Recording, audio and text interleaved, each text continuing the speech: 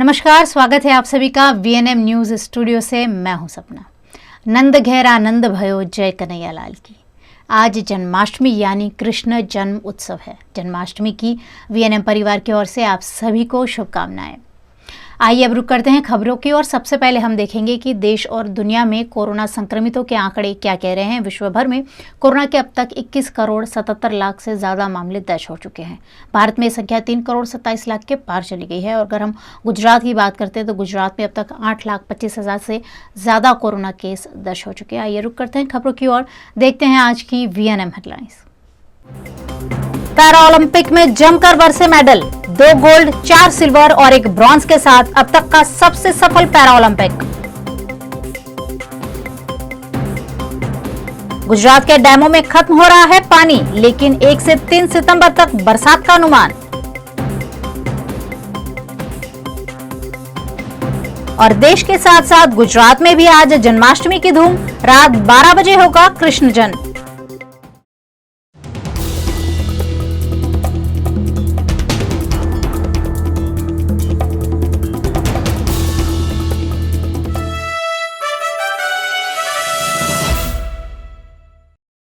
Tokyo para Olympic में भारतीय खिलाड़ी पिछले 2 दिनों से शानदार प्रदर्शन कर रहे हैं और 2 दिनों में इन खिलाड़ियों ने 7 पदक भारत के नाम कर लिए हैं। टोक्यो पैरा ओलंपिक में सोमवार को भारत के लिए ऐतिहासिक दिन रहा। भारत की अवनी लेखरा ने शूटिंग में गोल्ड मेडल जीता। टोक्यो पैरा ओलंपिक में भारत का ये पहला गोल्ड मेडल है। वहीं डिस्कस थ्रोअर योगेश कथुनिया ने F56 श्रेणी में रजत पदक जीता। योगेश 44.38 मीटर की सर्वश्रेष्ठ प्रयास के साथ दूसरे स्थान पर रहे। जेवलिन थ्रो में भी भारत के हिस्से में 2 पदक आए। देवेंद्र झाझरिया ने F46 कैटेगरी में रजत और सुंदर सिंह ने ब्रॉन्ज मेडल जीते। टोक्यो पैरालंपिक में भारत के अब 7 पदक हो गए हैं। इससे पहले कल नेशनल स्पोर्ट्स डे यानी रविवार को भाविनाबेन पटेल ने महिलाओं की एकल टेबल टेनिस स्पर्धा क्लास 4 और निषेध कुमार ने पुरुषों की T47 ऊंची कूद स्पर्धा में रजत पदक जीते थे। डिस्कस थ्रोअर विनोद कुमार ने एशियाई रिकॉर्ड के साथ पुरुषों की F52 स्पर्धा में कांस्य पदक जीता था। हालांकि उनकी शारीरिक कमी के क्लासिफिकेशन पर विरोध के चलते वह जीत का जश्न नहीं मना पाए। पदक समारोह भी 30 अगस्त की शाम के 17 तक स्थगित कर दिया गया। टोक्यो पैरालंपिक खेलों में भारत का शानदार प्रदर्शन लगातार जारी है। जैवलिन थ्रो की F64 कैटेगरी में सुमित अंतिल ने वर्ल्ड रिकॉर्ड के साथ गोल्ड मेडल जीता। ये भारत का टोक्यो पैरा ओलंपिक्स खेलों में दूसरा गोल्ड समेत कुल 7वां मेडल है। गुजरात को इस बार कम बरसात के चलते सूखाग्रस्त घोषित करने की तैयारी चल रही है। वहीं दूसरी ओर लो प्रेशर क्रिएट होने से गुजरात में बारिश होने की संभावना भी मौसम विभाग ने जताई है। बंगाल की खाड़ी में सक्रिय लो प्रेशर सिस्टम उत्तर पश्चिम दिशा की ओर आगे बढ़ रहा है, जिसके 1 सितंबर तक गुजरात पहुंचने की संभावना है। इससे सूरत समेत दक्षिण गुजरात में 1 से 3 सितंबर तक अच्छी बारिश होने के आसार हैं। गुजरात में अब तक 350.33 मिलीमीटर बारिश हुई है, जो पिछले 30 सालों के मुकाबले बहुत कम है।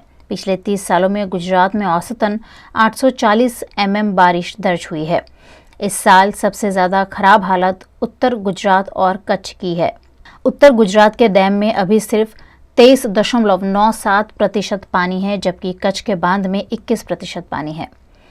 गुजरात के 207 बांध में से अब तक अगर भरे हुए बांध की बात करें तो दक्षिण गुजरात के 13 में से सिर्फ 1, जबकि सौराष्ट्र के 141 में से सिर्फ 2 डैम भरे हुए हैं। जबकि गुजरात की लाइफलाइन कही जाने वाली नर्मदा नदी और उस पर बने सरदार सरोवर बांध में 45.51% ही पानी है। सौराष्ट्र के 141 बांध में से सिर्फ 40% पानी बचा है। उत्तर गुजरात में अभी तक सीजन की बारिश के 5 राउंड में से केवल 2 राउंड में ही अच्छी बारिश हुई है। इसके साथ ही सूखे की संभावनाएं प्रबल हो रही है।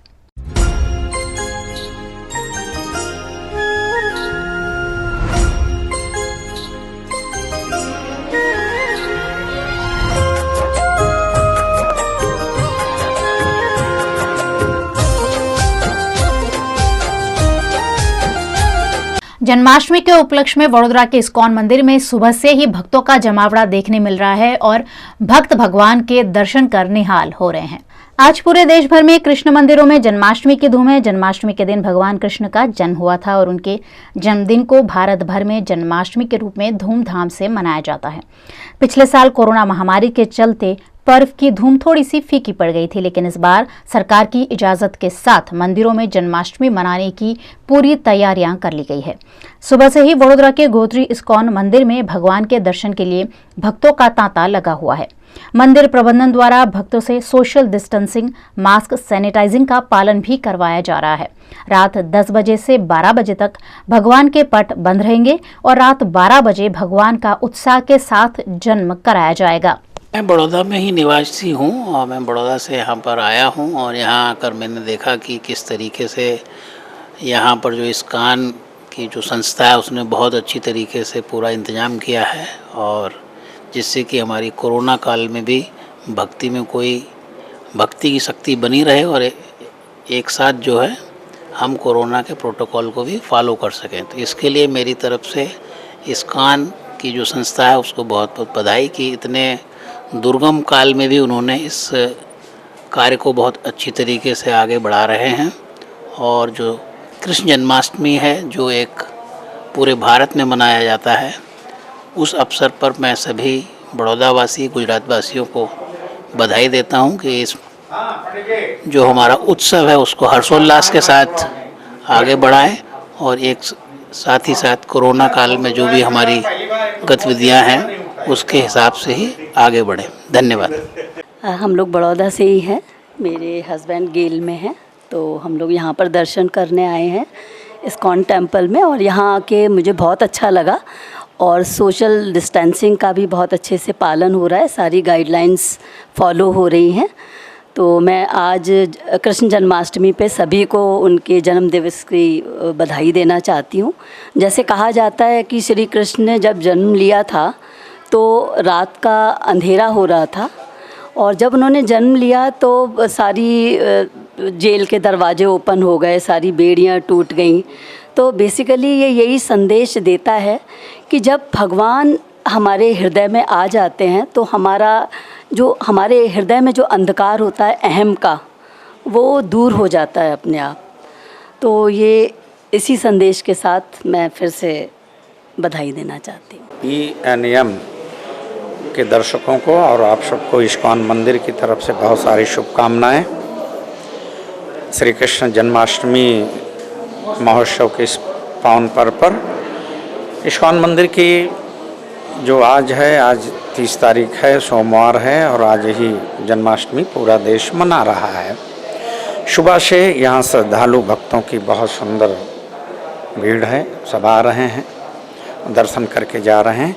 अभी 1 बजे तक मंदिर ऑलमोस्ट अब बंद हो गए हैं, फिर सायंकाल 4:30 बजे से खुलेंगे और रात्रि 10:15 साढ़े 10 बजे तक भाविक भक्तों और श्रद्धालुओं के लिए दर्शन होगा। उसके बाद चूँकि सरकार की बहुत सारी कोविड-19 के कारण बहुत सारी गाइडलाइन हैं, तो 10:30 के बाद हम भाविक भक्तों और श्रद्धालु दर्शनार्थियों के लिए मेन गेट बंद कर देंगे और 12 बजे भगवान का यहाँ अभिषेक होगा, जन्मोत्सव मनाया जाएगा। लेकिन अंदर के जो साधु संत महात्मा इत्यादि होंगे। कल नंदोत्सव है, पारणा का दिन है, सुबह 7:30 बजे से दर्शन होंगे 1 बजे तक, सायंकाल 4:30 से 9 बजे तक। ये चूँकि ये स्थिति और परिस्थिति ऐसी है कि सब कुछ को ध्यान में रख करके भगवान श्री कृष्ण 5000 वर्ष पहले उनका जन्म हुआ था, और हमारा देश ही नहीं अपितु जहाँ हमारे देश के लोग हैं, वैदिक संस्कृति को मानने वाले, सनातन धर्म को मानने वाले, सभी जगह आज हर्षोल्लास से भगवान श्री कृष्ण का जन्मोत्सव मना रहे हैं। और पुनः एक बार आपके दर्शकों के लिए हम सबका भाव भी सबको निमंत्रित करते हैं कि आप लोग दर्शन करने आएँ, लेकिन मास्क कोविड-19 का पालन करते हुए आप यहाँ आएँ, दर्शन करके आप जाएँ। यहाँ पर कोई आयोजन नहीं है, कोई बैठने की जगह नहीं है, कोई सांस्कृतिक कार्यक्रम नहीं है, कोई भंडारा नहीं है। तो पुनः इन्हीं शब्दों के साथ आप सबको जन्माष्टमी की बहुत सारी शुभकामनाएं, और आप आएँ दर्शन करके अपने घर में जाएँ। जो मेन एंट्रेंस है दर्शनार्थी भक्तों के लिए, भाविक भक्तों के लिए वहाँ सैनिटाइज रखा गया है, सैनिटाइज केबिन रखी गई है, उससे इंटर होके ही सबको जाना है। और दूसरा भी मास्क वितरण भी चल रहा है इस्कॉन मंदिर की तरफ से, और हम ध्यान रख रहे हैं। और अब देख रहे हैं, शायद यहाँ पर देख रहे होंगे कि सभी के पास मास्क है, सभी मास्क, और जिनको नहीं है वहाँ पर क्यू में वितरण किया जा रहा है। देश भर के साथ साथ गुजरात में आज जन्माष्टमी की धूम है और कृष्ण मंदिरों में भाविक भक्तों की लंबी लंबी कतारें सुबह से ही देखने मिल रही है। आज जन्माष्टमी का पर्व है और इस मौके पर भगवान श्री कृष्ण की द्वारिका नगरी में भक्तों की भारी भीड़ है। लोग सुबह से ही मंदिर में दर्शन हेतु उमड़ रहे हैं। ऐसे में सुरक्षा व्यवस्था चाक चौबंद रखी गई है। जिला पुलिस विभाग द्वारा 5 डीवाईएसपी, 15 पीआई, 50 पीएसआई समेत 1200 कर्मचारी सुरक्षा व्यवस्था में लगाए गए हैं और कोरोना गाइडलाइंस के पालन की खास व्यवस्था मंदिर प्रबंधन द्वारा की गई है। वडोदरा की शैशव स्पोर्ट्स अकेडमी द्वारा स्प्रिंट ट्रायथलॉन का आयोजन कर पिछले कई वक्त से बंद पड़े खेल आयोजनों को बढ़ावा दिया गया। वडोदरा के शैशव स्कूल की शैशव स्पोर्ट्स अकेडमी द्वारा राष्ट्रीय खेल दिवस के मौके पर ट्रायथलॉन का आयोजन किया गया, जिसमें स्विमिंग, साइकिलिंग और रनिंग जैसे आयोजन किए गए। इन प्रतियोगिता में सभी उम्र के लोगों ने उत्साह के साथ शिरकत की। गायकवाड़ बरोड़ा गोल्फ क्लब में आयोजित इस प्रतियोगिता में 26 प्रतिभागियों ने हिस्सा लिया। कार्यक्रम में आयरन मैन राघवेंद्र सिंह झाला, स्कूल की प्रिंसिपल स्वाति रॉय की उपस्थिति रही। विजेता खिलाड़ियों को मेडल और ट्रॉफी देकर सम्मानित किया गया। इवेंट था और उसमें मैंने आज पार्ट लिया। इसमें पहले स्विमिंग था, उसके बाद साइकिलिंग और उसके बाद रनिंग। स्विमिंग था 750 मीटर्स, साइकिलिंग था 20 kilometres and running was 5 kilometres. और बहुत अच्छे से ऑर्गेनाइज किया गया है और बहुत मज़ा आया हमको करने में। I am an Ironman certified coach and 5-time Ironman finisher. This was my first sprint distance triathlon and I really enjoyed the event. Sheshav Academy has arranged a brilliant event in this time. I think the pool was lovely. The run route is something which is the highlight of the event. It felt like, running in some European race.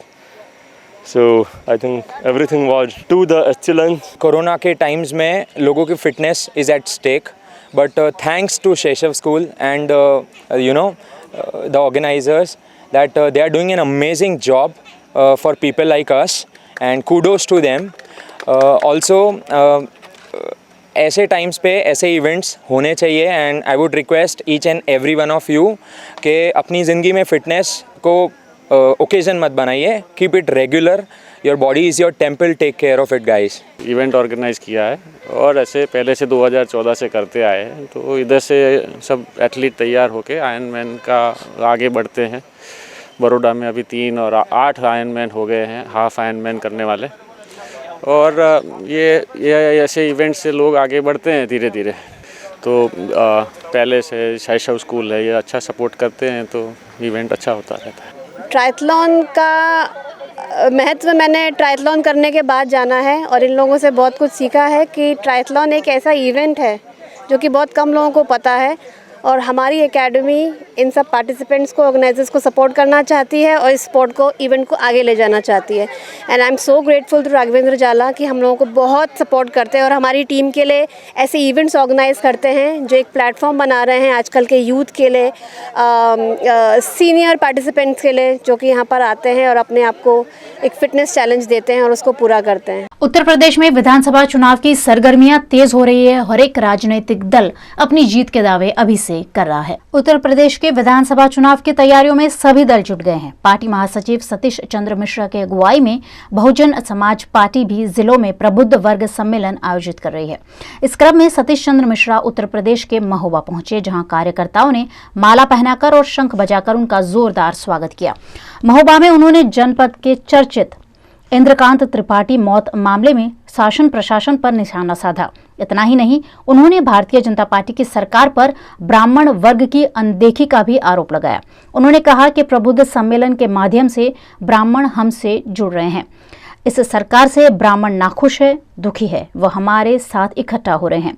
उन्होंने दावा करते हुए कहा कि 2022 में उत्तर प्रदेश में ब्राह्मण समाज के लोग बसपा की सरकार बनाएंगे। बीएसपी का मिशन ये है कि उत्तर प्रदेश में सन 2022 में सर्वजन को लेकर के सर्वजन हिताय सर्वजन सुखाय की सरकार बनाते हुए बहन मायावती जी को उत्तर प्रदेश का 5वीं बार मुख्यमंत्री बनाने का हम लोगों का संकल्प है। मैं कह तो रहा हूँ कि इससे बड़ा और क्या खुलासा हो सकता है इस सरकार का, जहाँ पर कि सितंबर 2020 और अब सितंबर 2021 आ रहा है, 24 घंटे नहीं लेते हैं, मंदिर से उठा लाते हैं, ला के अगले दिन गोली मार देते हैं जिसको उठाना होता है, और जिसको छिपाना होता है, जिसने गोली मारी, जिसका सामने सब आ गया खुलासा, और महोबा के लोग आज तक उत्तेजित हैं, परेशान हैं कि वो कब पकड़ा जाएगा जिसने कि उनका हत्या की, लेकिन कुछ नहीं, 1 साल हो गया बाहर है। देखिए प्रबुद्ध सम्मेलन हमारे जितने भी हो रहे हैं उससे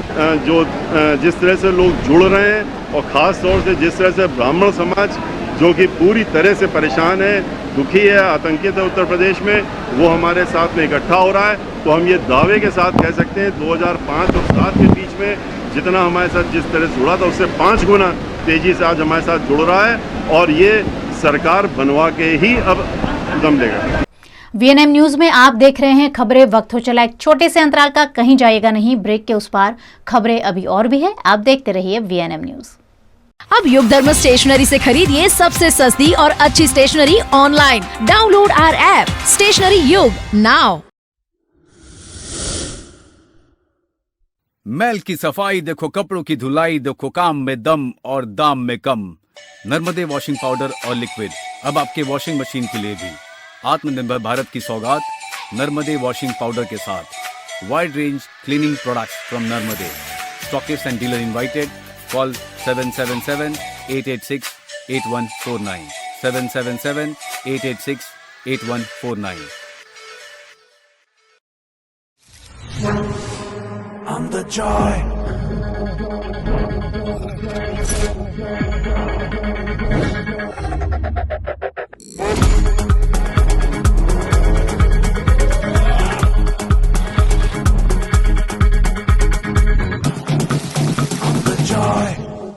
भारतीय सेना द्वारा मनाए जा रहे स्वर्णिम विजय वर्ष अंतर्गत मशाल विश्व की सबसे ऊंची प्रतिमा स्टैच्यू ऑफ यूनिटी पहुंची, जहां सेना के जवानों और सेवानिवृत्त जवानों ने मशाल को सलामी दी। भारत पाकिस्तान के बीच 1971 में हुई लड़ाई में 29 अगस्त को भारत ने जीत हासिल की थी, जिसके 50 साल पूरे हुए हैं। इस दिवस को मनाने के भागरूप इंडियन आर्मी द्वारा स्वर्णिम विजय वर्ष मनाया जा रहा है, जिसके तहत देश भर में मशाल यात्रा निकाली गई है। यह मशाल यात्रा गुजरात के गांधीनगर वडोदरा होकर केवड़िया में स्टैच्यू ऑफ यूनिटी पहुंची। स्टैच्यू ऑफ यूनिटी पर सभी ने मशाल को सम्मान देते हुए भारतीय सेना की जीत को सराहा। हम आपसे कुछ नहीं मांग रहे, हम यही मांग रहे हैं कि ये स्वर्णिम विजय दिवस है, इसको इतना पब्लिसाइज करो, इतना बच्चों तक पहुंचाओ, स्कूलों में पहुंचाओ, ताकि उनको मालूम पड़े कि हमारी सरकार ने, हमारे आर्म फोर्सेस ने ये जो काम किया हुआ है, हमारे ये जो IAS ऑफिसर, जो भी पुलिस ऑफिसर काम किया है, बहुत सराहनीय काम है, सैल्यूट करने वाला काम है। टोक्यो में जारी पैरा ओलंपिक में भारत को पहला पदक दिलाने वाली भाविना पटेल को table tennis association of Baroda द्वारा 1 लाख का नगद पुरस्कार दिया जाएगा। टोक्यो में ओलंपिक के बाद अब पैरा ओलंपिक गेम्स में भारतीय खिलाड़ियों का बेहतरीन प्रदर्शन जारी है। पैरा ओलंपिक में गुजरात की भाविना पटेल ने टेबल टेनिस में देश को सिल्वर मेडल दिलाया है। भाविना पटेल की जीत पर वडोदरा में TTAB ने केक काटकर खुशियां मनाई और इस मौके पर भाविना पटेल को 1 लाख का नगद पुरस्कार दिए जाने की घोषणा भी की। Para Olympic Tokyo Japan table tennis में આપણા ગુજરાતની દીકરી ભાવિના પટેલ વિજયી થઈ છે, સિલ્વર મેડલ જીતીને લાવી છે। એ ટેબલ ટેનિસ રમાડનારા બધાનું ગૌરવ છે અને table tennis association of Vadodara આ ઉજવણી આજે કરી રહ્યું છે। કેક કાપીને દીકરીને વધામણી આપતા અને ભારત માતાના જયકારા સાથે અમે ઉજવણી કરી છે, કેક કાપી છે અને આજે અમે નક્કી કર્યું છે કે દીકરી આપણી ભાવિના પટેલ સિલ્વર મેડલ જીતી છે તો એને આપણા તરફથી table tennis association of Vadodara તરફથી 1 લાખ રૂપિયાનું ઇનામ આપવાનું નક્કી કર્યું છે। ટેબલ ટેનિસ ગેમ માટે ખૂબ જ મોટો ઐતિહાસિક દિવસ છે, કારણ કે એક તો આપણા ગુજરાતના બેન ભાવિનાબેન પટેલ અને ટેબલ ટેનિસ રમત જેની સાથે અમે છેલ્લા 40 વર્ષથી સંકળાયેલા છીએ as a table tennis association of Baroda, અને એને ઓલિમ્પિકની અંદર સિલ્વર મેડલ જીતીને આવ્યા, જે ટેબલ ટેનિસની ઇતિહાસમાં પ્રથમ બનાવ છે. એટલે અમારા ગેમમાં એટલું બધું મોરલ બુસ્ટઅપ થઈ ગયું છે અત્યારે કે લોકો જે લોકોને ટેબલ ટેનિસ નહોતા જાણતા એ લોકો પણ અત્યારે ટેબલ ટેનિસની ચર્ચાને વાતો કરવા માંડ્યા છે. કારણ કે લોકોને એવું જ હતું કે ટેબલ ટેનિસમાં ચાઇના સિવાય બીજું કોઈ જીતી જ ના શકે, પણ ભાવિનાબેનને એ પ્રૂવ કરી બતાવ્યું કે ચાઇનાના પ્લેયરને હરાવી અને ફાઇનલમાં પહોંચ્યા છે. એટલે આ જીત એ બહુ નાની સોની જીત નથી, બહુ ઐતિહાસિક જીત હતી એમની. આ જીત માટે આજે અમે લોકોએ બધા જ વડોદરાના ખેલાડીઓ ભેગા થઈ કેક કાપી એમની ઉજવણી કરી છે. એમાં વડોદરાના અમારા લોકલ જે પેરા ઓલિમ્પિકના જે ખેલાડીઓ છે જેને Vadodara table tennis association Baroda table આપેલું છે, એ લોકોને કોચિંગ આપીએ છીએ. એ લોકો જ્યારે પણ નેશનલ્સમાં રમવા જાય ત્યારે અમે એ લોકોને બધી મદદ કરીએ છીએ. એ લોકો પણ અહીં હાજર રહ્યા હતા અને અમારી સાથે ઉજવણીમાં એ લોકોએ પણ સહભાગી થયા છે. गुजरात के बनासकांठा जिले के गांव में पेट्रोल पंप के कर्मचारी को बंदूक की नोक पर लूट लेने की सनसनीखेज वारदात सामने आई है. गुजरात के बनासकांठा के थराद संचोर हाईवे पर पेट्रोल पंप पर लूट की घटना दर्ज हुई है, जिसमें मांगरोल निकट के रामदेव पेट्रोल पंप पर बिना नंबर प्लेट की गाड़ी में आए 4 शख्सों ने बंदूक की नोक पर लूट चलाई. अच्छी बात यह थी कि उस वक्त पेट्रोल पंप पर ज्यादा नगद उपलब्ध नहीं था. अज्ञात लुटेरों ने 2500 रुपए की लूट करी और इस घटना को सीसीटीवी में भी कैद किया गया है. इसके आधार पर थराद पुलिस मामले की जांच कर रही है. गुजरात में भाजपा और कांग्रेस के गढ़ में अब आम आदमी पार्टी ने भी एंट्री की है. आम आदमी पार्टी लगातार लोगों तक पहुंचकर जनहित के काम कर रही है. गुजरात में विधानसभा चुनाव के मद्देनजर आम आदमी पार्टी काफी दिनों से अपना कद राज्य में मजबूत करने की कोशिश में जुटी हुई है. आम आदमी पार्टी द्वारा जनसंवेदना यात्रा का गुजरात के विभिन्न शहरों में आयोजन किया जा रहा है. इसी के तहत वडोदरा के गांधीनगर गृह में आयोजित कार्यक्रम में प्रदेश अध्यक्ष गोपाल इटालिया और अन्य आप नेताओं की उपस्थिति में जनसंवेदना कार्यक्रम आयोजित किया गया. कार्यक्रम में कोरोना मृतकों को श्रद्धांजलि दी गई. वहीं आप नेताओं द्वारा सरकार पर निशाना भी साधा गया. इस मौके पर वडोदरा आम आदमी पार्टी की अध्यक्ष प्रतिमा व्यास पटेल के साथ अन्य पार्टी नेताओं और कार्यकर्ताओं की उपस्थिति रही. आज जनसंवेदना मुलाकात कार्यक्रम अंतर्गत वडोदरा शहर में कोरोना काल दरमियान जे कोईपण अपना स्नेहीजनों परिवारजनों भाजप सरकारनी निष्फळताने कारणे बेदरकारीना कारणे पोतानो जीव गुमावવો પડ્યો છે તે તમામ મૃતકોને આમ આદમી પાર્ટી વતી શ્રદ્ધાંજલિ આપવા, તેમના પરિવારજનોને સહાનુભૂતિ વ્યક્ત કરવા અને વર્ષોથી ભાજપ કોંગ્રેસે જે અઘોષિત ગઠબંધન બનાવી રાખી ગુજરાતની જનતાનું શોષણ કર્યું છે તેને એક નવો ઈમાનદાર અને સમજદાર વિકલ્પ આપવા માટે આમ આદમી પાર્ટી આ કાર્યક્રમ આયોજિત કર્યો છે. ગુજરાતના ખૂણે છેલ્લા પોણા 2 મહિનાથી આ જનસંવેદના મુલાકાત કાર્યક્રમ ચાલુ છે. ગામડે ગામડે, તાલુકે તાલુકે, શહેરે શહેરે જઈને આમ આદમી પાર્ટીના આગેવાનશ્રીઓ લોકોના દુઃખમાં ભાગીદાર બની રહ્યા છે. ખાસ કરીને કોરોના સમયગાળા પછી સૌથી મોટું દુઃખ આપણા સૌની ઉપર આપણા ધંધા, રોજગાર કે વેપારને અસર પહોંચી છે. આપણી આવક, આપણી કમાણી, આપણા ખિસ્સામાં પૈસા ઘટ્યા છે. આ સૌથી મોટું દુઃખ આખા ગુજરાત ઉપર આવ્યું છે. અને છતાંય ભાજપ સરકાર લોકોના ખિસ્સામાં 5 પૈસા આવે, રોજગારી મળે, દુકાન, વેપાર, ધંધા, રોજગાર વ્યવસ્થિત ચાલે, માણસ 5 પૈસા કમાઈને શાંતિથી જીવી શકે તે બાબતની કોઈ વ્યવસ્થા કરવાના બદલે આશીર્વાદ યાત્રાના તાઇફાઓ કાઢી લોકોના દાજિયા ઉપર ડામ આપવાનું કે એમની નિષ્ફળતાઓને ઉપર લાજવાના બદલે ગાજવાનું કામ કર્યું છે. ત્યારે આમ આદમી પાર્ટી એક વિપક્ષ તરીકેની ભૂમિકામાં અત્યારે ગુજરાતની जनता माटे ऊभी थई छे अने गुजरातनी जनता पर खूब आशा थी, खूब विश्वास थी अने एक नवी दिशा में आगळ लई जवा माटे गुजरातनी जनता आम आदमी पार्टी ने स्वीकारी। गुजरात के राजकोट के जेतपुर में कई दिनों बाद बरसी बारिश ने पिछले कई दिनों से बारिश का इंतजार कर रहे लोगों और किसानों को राहत पहुंचाई है। गुजरात में 6 सितंबर तक बरसात का अनुमान मौसम विभाग ने लगाया है। ऐसे में राजकोट के जेतपुर में फिर एक बार बरसात की एंट्री हुई है। जेतपुर के शहरी और ग्रामीण इलाकों में बरसात के चलते सभी को गर्मी से राहत मिली है और किसानों में भी खुशी की लहर देखने मिल रही है। कई दिनों से रूठी हुई बरसात बरसने से किसानों की फसल को भी नया जीवन मिला है। यूपी के इटावा में मूसलाधार बारिश के चलते अंडरपास जलमग्न हो गया है और कई फीट पानी में एम्बुलेंस और यात्रियों से भरी हुई बस फंस गई है। उत्तर प्रदेश के इटावा में मूसलाधार बारिश के चलते कई इलाकों में जलभराव हो गया। भारी बारिश के चलते इटावा मैनपुरी मार्ग पर बने अंडरपास में भी पानी भर गया। इस दौरान वहां से गुजर रही एक एम्बुलेंस उस अंडरपास में फंस गई। किसी तरह जेसीबी की सहायता से उस एम्बुलेंस को पानी से बाहर निकाला गया। एम्बुलेंस से अस्पताल जा रही गर्भवती महिला को दूसरी एम्बुलेंस की सहायता से अस्पताल पहुंचाया गया। गर्भवती महिला को अस्पताल लेकर जा रही एम्बुलेंस के साथ साथ एक यात्रियों से भरी रोडवेज बस भी पानी में फंस गई। जेसीबी द्वारा रेस्क्यू कर एम्बुलेंस और रोडवेज बस को पानी से बाहर निकाला गया। बसों में कई यात्री भी सवार थे। उत्तर प्रदेश के उन्नाव में गलरामपुर गौशाला की स्थिति खस्ता हाल होने से यहां पशुओं को खिलाए जाने वाला भूसा प्राथमिक स्कूल में भरकर स्कूल को भूसे का गोदाम बना दिया गया है। उत्तर प्रदेश के उन्नाव के विकास खंड मियागाम की ग्राम पंचायत की प्राथमिक स्कूल में जानवरों के लिए भूसा भर के रखे जाने की हकीकत सामने आई है। उन्नाव के ग्राम प्रधान ने ही विद्यालयों के कक्ष में भूसा भरवा रखा है। इस मामले से शिक्षा विभाग पूरी तरह से बेखबर है। जहां स्कूली छात्र पढ़ाई करते हैं वहां जानवरों को खिलाए जाने वाला भूसा भर देने से ग्राम प्रधान पर सवाल उठ रहे हैं। सरकारी स्कूल को भूसे का गोदाम बनाने के पीछे कौन कौन जिम्मेदार है, उसकी जांच आवश्यक है।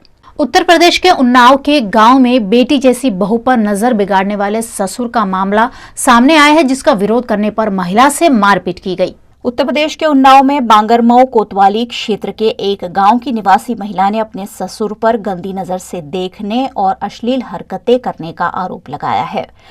महिला का पति काम के सिलसिले में दिल्ली में रहता है। ऐसे में बहू को अकेला पाकर छेड़छाड़ कर रहे ससुर का विरोध करने पर ससुर ने महिला को बेरहमी से पीट दिया, जिससे वो घायल हो गई और इलाज के लिए अस्पताल पहुंची। पति की गैरमौजूदगी का फायदा उठाकर ससुर बहू को परेशान कर रहा है, जिसकी शिकायत पुलिस थाने में दर्ज कराई गई। हमारे ससुर हमारे बहुत गंदी नज़र से देखते थे। हमने कुछ बोल दिया था, दूसरों विरोध हो गया था, इसीलिए हमको गड़सा से मार दिया।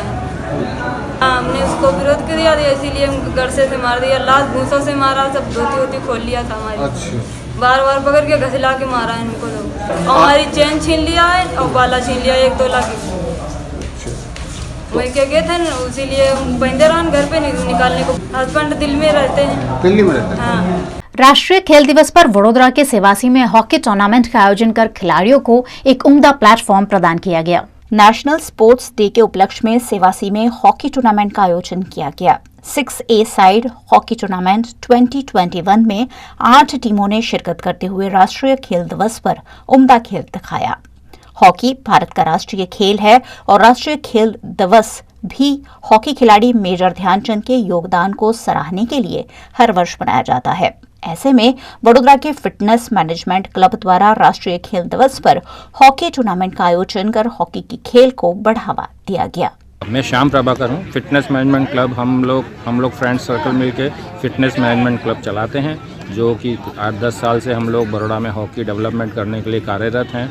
और हम सब जितने भी हॉकी प्लेयर्स सब मिलके अपना ये टूर्नामेंट करते हैं। और इस साल हम लोग अपना नेशनल स्पोर्ट्स डे ध्यानचंद जी के बर्थडे पर ये टूर्नामेंट कर रहे हैं, जिसमें 8 टीमें भाग रही हैं। Around 80 players are participating in this tournament. Gujarat की देवभूमि द्वारका में एक बड़ा सा अजगर बिजली के खंभे पर चढ़ गया, जिससे लोगों में दहशत का माहौल देखा गया। गुजरात के द्वारका के भानवड़ तालुका के चौखंडा गांव में बीती रात 13 फीट लंबे अजगर का रेस्क्यू किया गया। ये अजगर एक बिजली के खंभे पर चढ़ गया था, जिससे बिजली आपूर्ति बंद कर वन विभाग और प्राणी संस्थाओं के सहयोग से घंटों तक अजगर का रेस्क्यू ऑपरेशन किया गया। इस घटना को लेकर आसपास के लोगों में भी अफरा तफरी और हड़कंप का माहौल देखा गया। लोग बड़ी संख्या में मौके पर भी उमड़ पड़े। घंटों तक चली इस मशक्कत के बाद अजगर को सुरक्षित रूप से रेस्क्यू कर जंगल में छोड़ दिया गया। VNM न्यूज स्टूडियो से ये थी दिन भर की खबरें। VNM टीवी की खबरें अब आप YouTube, Facebook, Instagram के अलावा OTT प्लेटफॉर्म पर भी देख सकते हैं। Daily Hunt, IPTV, rock TV और जॉय टीवी पर अब आप 24 घंटे VNM न्यूज देख सकते हैं और अपने आप को रख सकते हैं खबरों से अपडेटेड। मुझे दीजिए इजाजत, नमस्कार।